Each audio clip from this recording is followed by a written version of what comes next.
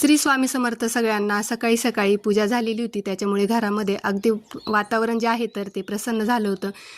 दिवसाची सुरुवात जी आहे तर ती स्वामींच्या आशीर्वादाने केली. इकडे फूल बघितलं स्वामींना अर्पण करण्यासाठी, पण ते काही थोडं खराब दिसलं मला, त्याच्यामुळे मी काही ते अर्पण केलं नाही.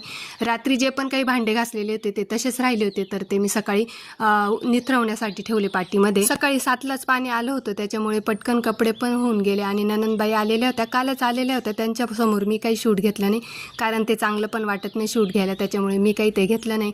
भाजी काय करायची तो रोजचाच पडणारा प्रश्न असतो, तर इकडे मी भाजी काय करायची ते बघत होते. तर 2-3 भाज्या खराब झालेल्या होत्या, तर त्या मी बाजूला काढून टाकल्या. थोडी भेंडी होती, कारले होते, तर म्हटलं तेच कोरड्या भाज्या करून घ्याव्या आणि थोडंसं वरण करावं. मुलं झोपलेले होते, 9-9:30 वाजले होते. मी पण काही उठवलं नाही. भाची पण आलेली होती, प्रवासाने पण थकतात ते, लांबून आलेले होते, त्याच्यामुळे मी काही उठवलं नाही. मग ते उठल्यानंतर त्यांचा चहा ठेवला. आमचा तर सकाळीच झालेला होता.